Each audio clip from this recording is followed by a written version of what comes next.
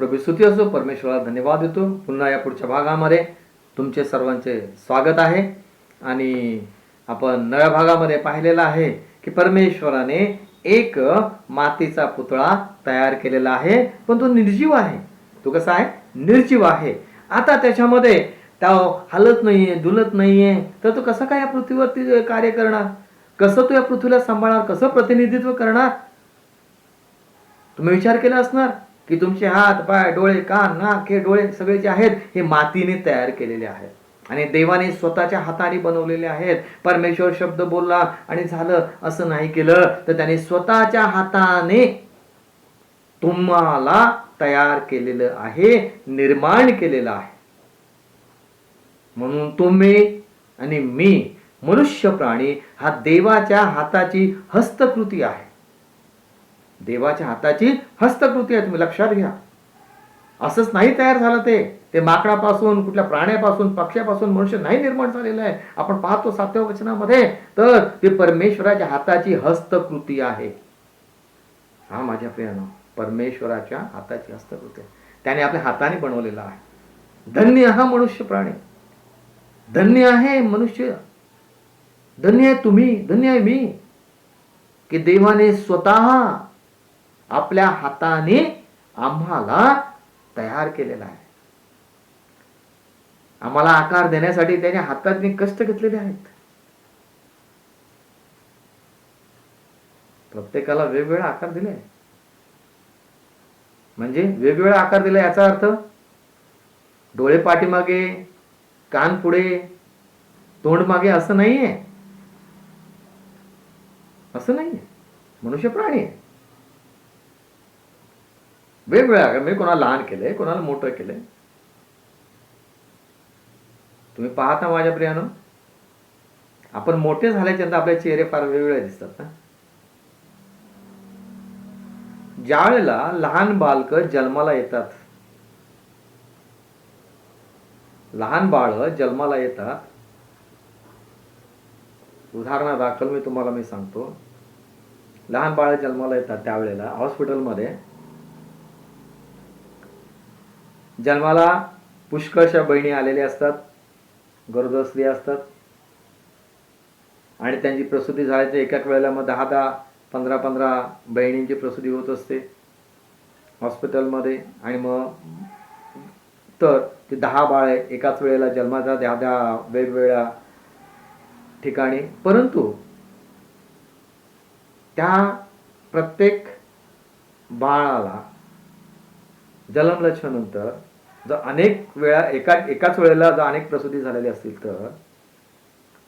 तर ते बाळ जर एका ठिकाणी जर ठेवली, एकत्रित ठेवली, तर कोणतं बाळ कोणत्या बहिणीचं आणि कोणतं बाळ कोणत्या बहिणीचं ओळखणं कठीण जातं माझ्या प्रियांनो.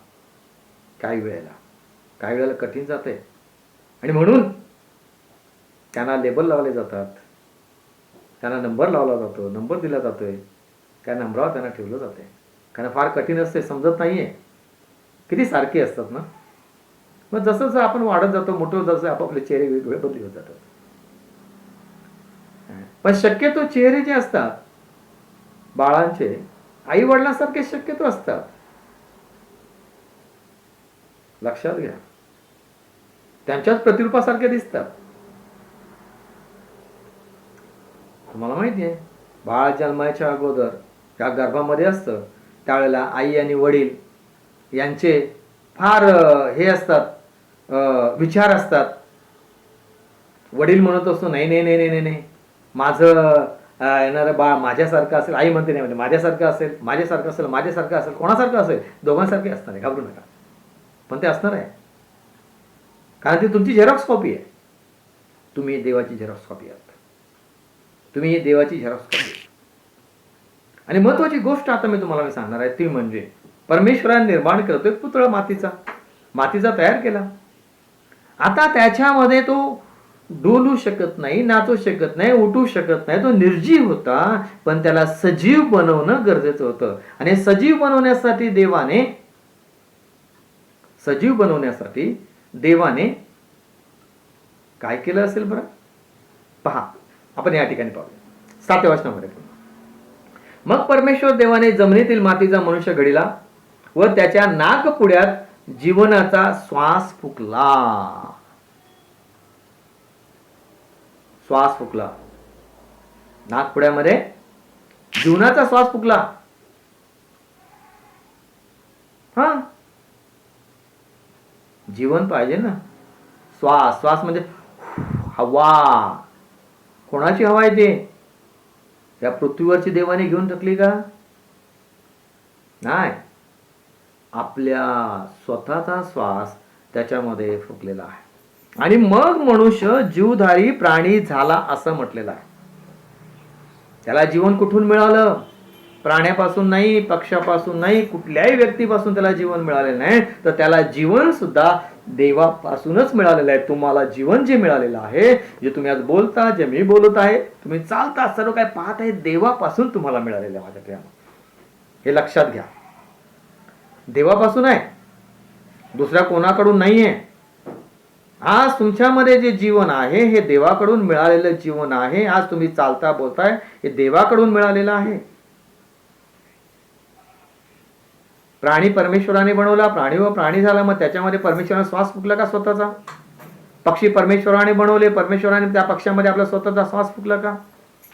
जीवधारी प्राणी जे जात आहे, चालत आहे, ते इकडे तिकडे रस्त्याने वाटेत जाताना येताना तुम्हाला सापडतात, त्याच्यामध्ये काय परमेश्वराने आपला श्वास फुकला का? नाही, नाही. स्वतःचा श्वास त्या पुतळ्यामध्ये फुकला. जो पुतळा मातीचा होता, जो तुम्ही आणि मी मातीचा मानव पुतळा होता, त्याच्यामध्ये श्वास फुकला, त्यात उठून बसला, जीवधारी प्राणी झाला. किती मजेदार गोष्ट आहे ना. काल्पनिक नाहीये, काल्पनिक नाहीये माझ्या प्रियानो.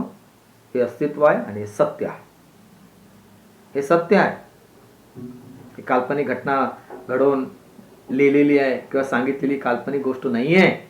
ही सत्य घटना आहे. मनुष्यामध्ये, मानव प्राण्यामध्ये देवाचा श्वास आहे, देवाचा आत्मा आहे, आणि म्हणून मनुष्य जीवधारी प्राणी झाला. तुमच्यामध्ये देवाचं जीवन आहे, कारण देवाचा स्वभाव, देवाचे स्वभाव गुण तुमच्यामध्ये आहे. त्याने आपले स्वभाव तुमच्यामध्ये टाकले. म्हणून तू म्हणाला होता 1:26 मध्ये की आम्ही आपल्या प्रतिरूपाचा, है ना, प्रतिरूपाचा, त्याचे गुण, त्याचे स्वभाव त्याने तुमच्यामध्ये, माझ्यामध्ये टाकलेले आहेत. मानव प्राण्यामध्ये देवाचा स्वभाव आणि देवाचे गुण आहेत. आणि म्हणून त्याची योजना पूर्ण करायची आहे. काय योजना आहे की या पृथ्वीवर योजना काय आहे? 28व्या वचनामध्ये 1:28 देवाने त्या आशीर्वाद दिला. देव त्या असं म्हणाला, फलद्रूप व्हा, बहुगुणित व्हा, पृथ्वी व्यापून टाका, ती सत्यकाली आणा. फलद्रूप व्हा. तो पुतळा कसा फलद्रूप होणार? तो पुतळा कसा बहुगुणित होणार? कसं होणार मला सांगा तुम्ही. हॅलो,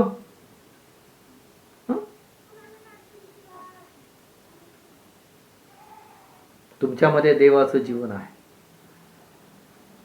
तुमच्यामध्ये देवाचं जीवन आहे, लक्षात असू दे. त्यांनी आपलं जीवन, आपला स्वभाव तुमच्यामध्ये टाकला का? कारण या पृथ्वीवर तुम्ही त्याचं प्रतिनिधित्व करायचं.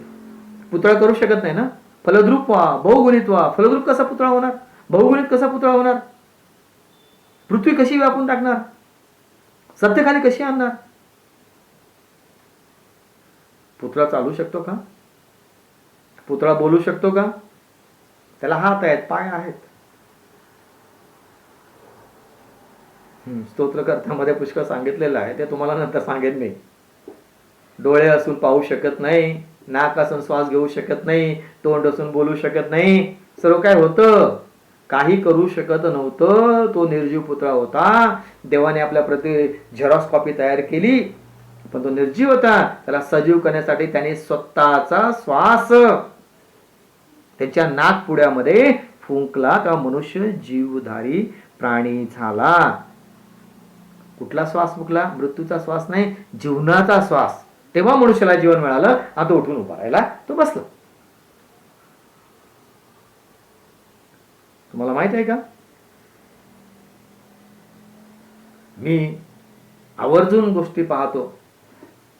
मला देवाचं वचन किंवा मला काही अशा घटना समोर येतात त्यावेळेस मला आठवत आहे. म्हणून म्हणजे तुम्हाला अगोदर मी सांगितलेलं होतं पहिल्या भागामध्ये की एक तो निर्जीव पुतळा आहे ना,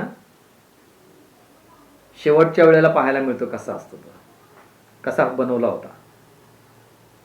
म्हणून मी काही वेळेला पाहतो कोण एका व्यक्तीचं देहांत होतं आणि मग त्याला आपण पुरण्यासाठी घेऊन जातो, तसाच पुतळा. मग माझं लक्ष जातं इथे की प्रभू तू मातीचा पुतळा असाच बनवला होतास, तो निर्जीवच होता बघ. आता पण तो तसाच निर्जीव आहे, त्याला हात आहे, त्याला पाय आहे, सर्व काय आहे, तो हलू शकत नाही, तो बोलू शकत नाही, तो काही करू शकत नाही, त्याला कोणीतरी उचलून ठेवावं लागतंय, कोणतरी उचलून न्यावं लागतंय. असाच तू बनवला होतास ना, हे तुझंच प्रतिरूप होतं. पण तो चालावा, बोलावा, दुलावा, तो फलद्रूप व्हावा, बहुगुणित व्हावा, पृथ्वी आपण म्हणून तू त्याच्यामध्ये जीवनाचा श्वास फुकला. आज बघ प्रभू, त्याच्यामधला जीवनाचा श्वास तू काढून घेतला. आज तू तसा पहिला जसा होता तसा झाला, जसा पहिला होता तसा झाला. माझ्याप्रमाणे ज्यावेळेस मी पाहतो ना ती घटना, त्यावेळेला माझ्या समोर चित्र तयार होतं की देवाने खरोखर कसा त्या मातीचं बघा कसं बनवलं, आणि आम्ही तसंच ठेवतो ना, मातीमध्ये ठेवतो, आणि शेवटी त्याची पुन्हा तशीच माती होते, ती विस्कटून जाते. म्हणून पवित्र शास्त्र म्हणतं तू माती आहेस आणि एक दिवशी मातीला जाऊन मिळशील. जोपर्यंत तुझ्यामध्ये जीवनाचा श्वास आहे तोपर्यंत तुला जीवन आहे. समजून घे, समजून घ्या माझ्या प्रियानो. आपण पुष्कळ मोठमोठ्या बडाया मारतो, सर्व काही करतो, काय फायदा नाही. तुमच्यामध्ये जीवनाचा श्वास देवाने जोपर्यंत आहे ठेवलेला आहे तोपर्यंत तुम्ही सर्व काय करू शकता. आणि एक दिवशी जर का तुमच्यामधला तो श्वास, जीवनाचा श्वास परमेश्वराने काढून घेतला तर तुम्ही पुन्हा त्या निर्जीव पुतळ्याप्रमाणे होणार आणि ज्या ठिकाणाहून आलो त्या ठिकाणी जाणार, मातीला. आज संधी आहे, आज तुम्हाला संधी आहे. स्वतःला विसरू नका, देवाला विसरू नका. तुम्हाला बनवण्याच्या पाठीमागचा काय उद्देश आहे? एक दिवशी आम्हाला जायचंय परत त्या मातीमध्ये ना, तिथंच जायचं, जिथनं मातीतनं आलो तिथं आम्हाला जायचंय. आता आम्हाला जीवन, तर काय करत आहे या जीवनाचा? तुमच्या पुतळ्यामध्ये जो जीवनाचा श्वास आहे त्याचा तुम्ही काय करत आहे? त्याचा काय उपयोग करत आहे?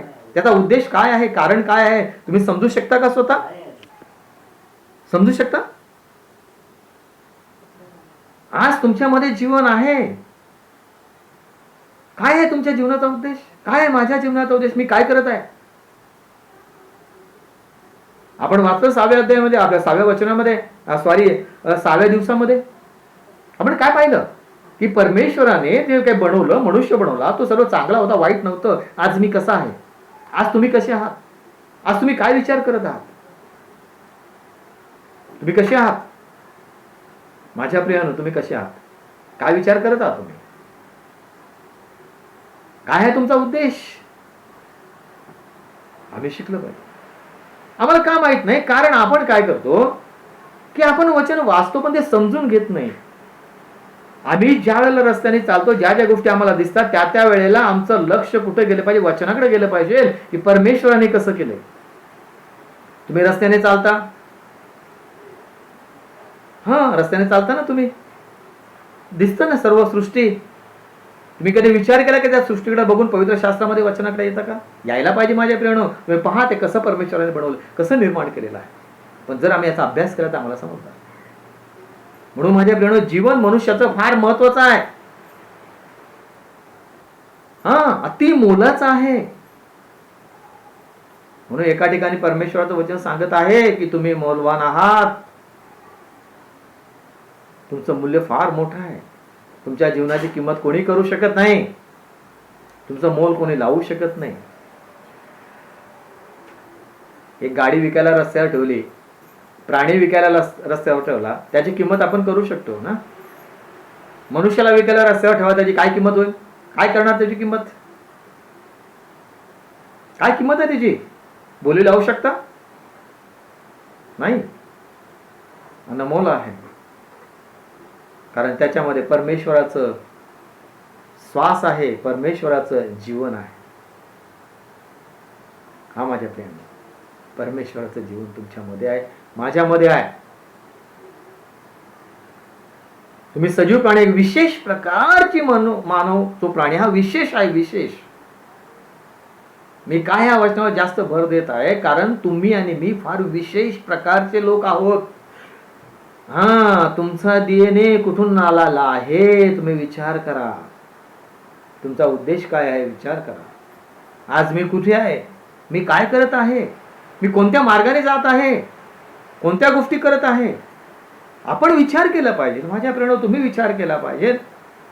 मी देवाचा उद्देश पूर्ण करत आहे का? जोपर्यंत तुमच्या जीवनामध्ये जीवनाचा श्वास आहे तोपर्यंतच तुम्ही करू शकता. ज्या दिवशी तुमच्यामधून तो जीवनाचा श्वास काढून घेतला जाईल त्यावेळेला मात्र माझ्या प्रियानो, तुम्ही, मी, मनुष्य प्राणी काही करू शकत नाही. पुन्हा त्या ठिकाणीच जातो ज्या ठिकाणी देवाने त्या मातीचं बनवलं आणि ते पात्र तयार केलं, आणि पुन्हा ते मातीमध्येच जाणार आहे. जसंच्या तसं तुमच्यामध्ये जीवनाचा श्वास आहे, माझ्यामध्ये जीवनाचा श्वास आहे, म्हणून मी बोलतो तुमच्या बरोबर.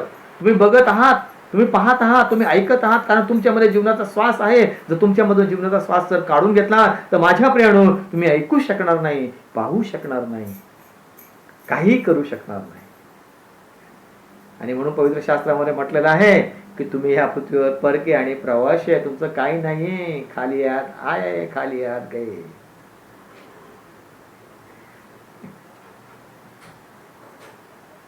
तर प्रभू करो, प्रभूची स्तुती करतो की खरोखर तुमचं जीवन अनमोल आहे. माझ्या प्रियानो, तुम्ही समजून घ्या तुमचा उद्देश काय आहे. मी काय करत आहे, काय करत आहे, मी काय करायला मी पाहिजे, मी कोणाचे गौरव करत आहे, मी कोणाचे गौरव केले पाहिजे, मी कोणाचं काम करत आहे, कोणाचं काम केलं पाहिजे, मी कोणाची सेवा करत आहे, मी कोणाची सेवा केली पाहिजे, मी कोणाला धन्यवाद देत आहे, मी कोणाला धन्यवाद दिले पाहिजे. कधी विचार केला माझ्या प्रेरणा? कधीच नाही आपण केला. जग चाललंय, आपण त्याच्याबरोबर चाललोय. कधी उलट्या दिशेने जाण्याचा प्रयत्न करा, त्यावेळेस तुम्हाला सर्व गोष्टी समजणार. आपण जगाच्या प्रवाहामध्ये आपण वाहत जात आहे. माझ्या प्रियानो, ह्या जगाच्या प्रवाहामध्ये आपण वाहत जात आहे. जसं जग चाललंय तसं आम्ही वाहत जात आहे. मी तुम्हाला एक गोष्ट सांगतो की ह्या जगाच्या प्रवाहामध्ये वाहत जातोय, याचा अर्थ प्रवाहा बरोबर आपण चाललोय. तुम्ही जरा मासा बनण्याचा प्रयत्न करा, म्हणजे तुम्हाला समजेल. मासा कधीही तुम्ही लक्षात ठेवा, शक्यतो तो पाण्याच्या प्रवाहाबरोबर जात नाही, तर तो प्रवाहाच्या उलट्या दिशेने वाहतो.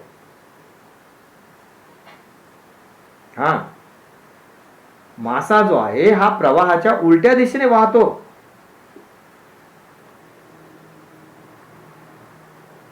मी त्याला उलट्या दिशेने वाहताना पाहिलं नाही, पण मी तुम्हाला सांगतो. आमच्या गावी नदी आहे, नदी, आणि त्या खाली नदीमध्ये आहे ना, खाडीमध्ये मासे असतात. आणि आमचं गाव उंचावर आहे, टेकडावर आहे. व पाऊस पडला ना की सर्व पाणी जे आहे टेकडावर ओढ्यातून येणार सर्व त्या नदीमध्ये जाते. पण नदीमध्ये पडत असताना ना, त्या नदीमध्ये फार मोठी ओळ आहे खाली, आणि ते मोठ्या झरणावरून खाली पडत असतं पाणी. कमीत कमी तुम्हाला मी सांगतो, माझ्या हिशोबाने तर कमीत कमी नाही म्हटलं तरी 100 ते 150 फूट खोल ती दरी आहे नदीची. आणि 100 ते 150 फुटावरून ते पाणी खाली पडते पावसाच्या वेळेला. मोठा पाऊस पडतो आणि भरपूर पाण्याचा लोंढ्यावरून आमच्या ओढ्यातनं जातो, वाहत वाहत आणि तो नदीमध्ये जातो, नदीमध्ये पडतो खाली. आता मग आम्ही काय करतो, ते वरती ओढे असतात, त्या ओढ्यामध्ये पहिल्यांदा मासे नसतात, काहीच नसतात, कारण इकडून तिकडून आलेलं पाणी जमा होते, ओढ्यातून जाते. पाऊस गेला की ते पाणी व्हायचं संपतंय, मग त्या ओढ्यामध्ये साठून पाणी राहते. मग आम्ही काय करतो, ते पाऊस गेला की मध्ये मासे पकडायला जातो. कुठे मासे पकडायला? त्या ओढ्यामध्ये. पण त्या ओढ्यामध्ये मासे आले कुठून? मासे तर वरती नव्हते, मासे तर खाली नदीमध्ये आहेत. मग त्या ओढ्यामध्ये मासे आले कुठून? माझ्या प्रियानो, ज्या वेळेला त्या ओढ्याचं पाणी खाली नदीमध्ये झरण्यातून पडत असतं, त्या नदीतले मासे उलट्या प्रवाहाने त्या ओढ्याच्या पाणी जे पडत असते ना, त्या पाण्यातून वर येतात. वर 150 फूट त्या पाण्यातून वरती येतात. विचार करा तुम्ही, उलट्या दिशेने ते वाहत वरती येतात आणि ते ओढ्यामध्ये आम्हाला सापडतात. आपण जगाच्या प्रवाहाबरोबर वाहत जाणं चुकीचं आहे आणि तिथंच मनुष्य फसतो. उलट्या दिशेने चला, जगाच्या दिशेने जाऊ नका. म्हणून बायबलमध्ये म्हटलेलं आहे, जगाची मैत्री देवाबरोबर वैर आहे. जगाबरोबर वाहत जाऊ नका. तुम्ही देवाच्या वचनाचा अभ्यास करा. मी सांगतो म्हणून काही करू नका तुम्ही. शाळेत माझं सांगतं माझ्या मनाला आलं म्हणून मी तुम्हाला सांगितलंच. मला जे सुचत आहे ते मी सांगत आहे वचनाच्या द्वारे. मी जो अनुभव घेत आहे ते तुम्हाला मी सांगितलं. तुम्ही स्वतः वचनाचा अनुभव घ्या, स्वतः वचनाचं अध्ययन करा. तुम्हाला त्याचा अनुभव येईल की तुम्ही कोण आहात. म्हणून मी नेहमी म्हणतो, उत्पत्तीचं पुस्तक फार महत्व आम्ही समजून घ्यायला पाहिजे. आम्ही देवाला जाणून घ्या, देवाला समजून घ्या. कारण देव कसा आहे, देवाने आम्हाला का निर्माण केलं, काय कारण आहे. उत्पत्ती 1:26 फलद्रूप व्हा, बहुगुणित व्हा, पृथ्वी व्यापून टाका, ते सत्यकाली आणा. म्हणून परमेश्वराने त्या मातीच्या पुतळ्यामध्ये जीवनाचा श्वास फुकला आणि तो मनुष्य, तेव्हा मनुष्य जीवधारी प्राणी झाला. अजब घटना आहे, अजब गोष्ट आहे. तेव्हा तो मनुष्य जीवधारी प्राणी झाला. एक प्रश्न, ज्यावेळेला मनुष्याच्या जीवनामधून त्याचा जीवनाचा श्वास निघून जातो, त्यावेळेला तो मनुष्य फलद्रूप होऊ शकत नाही, बहुगुणित होऊ शकत नाही, पृथ्वी व्यापून टाकू शकत नाही, तो सत्तेखाली कुठली गोष्ट आणू शकत नाही. त्यालाच नेऊन पुन्हा त्या मातीमध्ये ठेवावा दुसरा व्यक्ती लागतोय. धन्य आहात तुम्ही, तुमच्यामध्ये अजूनपर्यंत जीवनाचा श्वास आहे. धन्य आहे मी, माझ्यामध्ये जीवनाचा श्वास आहे. आणि तो कोणाचा आहे, देवाचा आहे. मग त्याचा उपयोग मी कशासाठी करत आहे. जीवनाचा श्वास मानवामध्ये फुंकण्याचं कारण, मानवाला जीवन देण्याचं कारण, त्याचा उद्देश काय आहे त्या पाठीमागचा तुम्ही समजून घ्या. मी एवढं सांगतोय, तुम्हाला सांगायची गरज नाहीये. पुष्कळ गोष्टी तुम्ही समजून घेतल्या पाहिजे. म्हणून माझ्या प्रेमाने तुम्ही लक्षात ठेवा,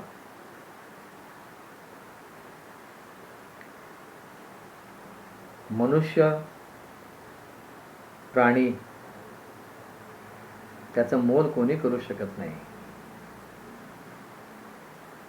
कोणी करू शकत नाही.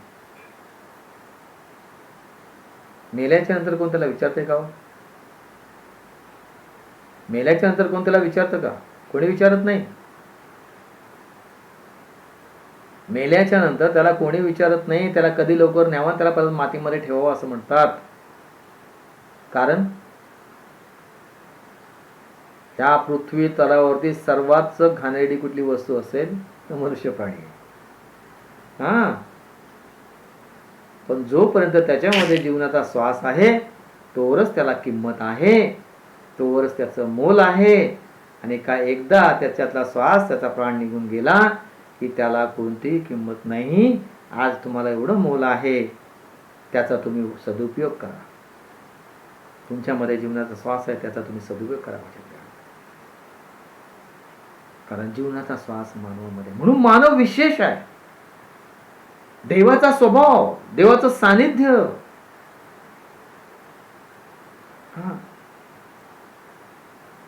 प्रभू करो, तुम्ही याच्यावर विचार करा.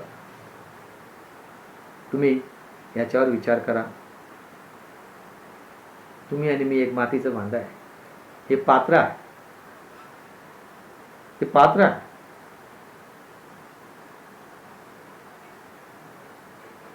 बघा, हात मोजा मी यासाठी सांगितलं की तो हात मोजा हातामध्ये घालतात. हात मोजा हातामध्ये घालतात. म्हणजे तो बनवत असताना हाताची झेरॉक्स कॉपी येते. तुम्ही ती झेरॉक्स कॉपी आहात, मी ती झेरॉक्स कॉपी आहे.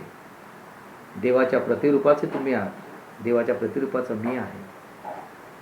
आज जे माझ्याजवळ संपूर्ण संपन्नता आहे, जे वैभव आहे, जे हात डोळे, ही जी संपत्ती आहे ही देवाने दिलेली आहे. त्याचा उपयोग मी कसा करतो? या हात देण्या पाठीमागचा उद्देश काय आहे? डोळे देण्या पाठीमागचा उद्देश काय आहे? बुद्धी देण्या पाठीमागचा उद्देश काय आहे? हे तुम्ही समजून घ्या, हे तुम्ही समजून घ्या. माझ्या प्रियानो, फार महत्वाचं आहे समजून घ्या.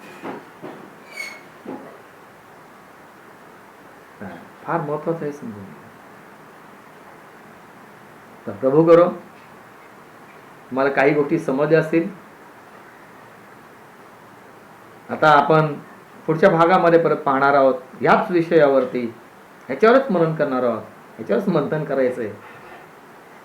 काय लोणी खायचं असेल ना, लोणी, तर त्या दह्यामध्ये पाणी टाकून त्याला घुसळावं लागतंय. जेवढं तुम्ही घुसळणार तेवढं चांगलं लोणी बाहेर पडतंय. देवाचं वचन आहे ना, कुदलून कुदलून काढा. त्याचं मनन करून करून करून करून शोधा. शोधा म्हणजे सापडेल. सर्व रहस्याचं गुपित, सर्व रहस्य सापडतील वचनामध्ये. आम्ही फक्त विचार केला पाहिजे. नुसतं वचन वाचू नका. नुसतं वचन वाचून काही होणार नाही माझ्या प्रियाने. पुढे पाठ आणि मागे सपाट. आम्ही ते समजून घेतलं पाहिजे, त्याच्यावर विचार केला पाहिजे, विचार मंथन केलं पाहिजे. तर देवाचं वचन, देवाचं रहस्य काय आहे आमच्यासाठी ते आम्हाला समजणार. आणि जे आम्ही असं करणार, मंथन करणार, मनन करणार, त्याच वेळेला आम्ही देवाच्या जवळ, अगदी जवळ जाणार. आणि मी तुम्हाला सांगतो, जेव्हा तुम्ही असं कराल, देवाला कधीच सोडणार नाहीत. कारण देव तुम्हाला कधी सोडत नाही. आणि म्हणून देवाने सगळी रहस्य दिलेली आहेत आम्हाला. मोशेच्या द्वारे देवाने सगळे रहस्य दिले, पण आम्ही ती लक्षात घेत नाही. आम्ही दुर्लक्ष करतो. आम्हाला कोणतरी सांगतं आणि म्हणून आम्ही त्याप्रमाणे वागतो किंवा करतो. कारण प्रत्येक जण वेगवेगळे विचार सांगत असतात, आपापल्या परीने, आपापल्या बुद्धीने. शायद मी सुद्धा तसाच असेल, मला माहिती नाही. माझ्या मनाला जे पटतं ते मी तुम्हाला सांगत आहे. पण ते सत्य आहे का असत्य आहे हे पडताळणी तुम्ही वचनामध्ये करा. मी सांगतोय म्हणून नव्हे, पण देवाचं वचन काय सांगते ते तुम्ही बघा, त्याच्यावर विचार मनन करा. निश्चित तुम्हाला त्यातून समजेल. मार्ग वेगवेगळे असतील सांगण्याचे, पण वचन एकच आहे हे लक्षात असू दे. वचनातला कोणी काना मात्रा कोणी काढू शकत नाही किंवा त्याच्यामध्ये कोणी घालू शकत नाही. आणि म्हणून माझ्या प्रियानो, तुम्ही वचनाचा अभ्यास करा. तुमच्या जीवनाचं सार काय आहे तुम्हाला समजेल. देव कसा आहे तुम्हाला अधिक अधिक जवळून समजेल. तर अजून याबद्दल पुष्कळ बाकी आहे पुढे, की मानवाला कसं बनवलं, मानव कसा आहे, मानवाची निर्मिती कशी झाली, याचं उत्तर तुम्हाला ह्या वचनामध्ये सापडणार आहे. हा माणूस विशेष का आहे, मनुष्य हा विशेष, माणूस प्राणी हा विशेष का आहे हे सुद्धा आपण पाहणार आहे. का विशेष आहे, पण त्याबद्दल पुढच्या भागामध्ये पाहू. कारण हा भाग फार मोठा होईल मग सांगायला गेलं तर पुढच्या भागामध्ये पाहूया की मनुष्य जो आहे हा विशेष का आहे. पहिली गोष्ट तर विशेष या ठिकाणी दिसतच आहे की त्या देवाने आपल्या हाताने बनवलंय, हाताची हस्तकृती आहे. दुसरी गोष्ट आपण पाहतो की त्याने आपला जीवनाचा श्वास फुकलेला आहे मानवामध्ये, म्हणजे माझ्यामध्ये जीवनाचा श्वास फुकलेला आहे. मला देवाने हाताने बनवलेला आहे, मी त्याच्या हाताची हस्तकृती आहे. माझ्यामध्ये देवाचा श्वास आहे, देवाचं जीवन माझ्यामध्ये आहे.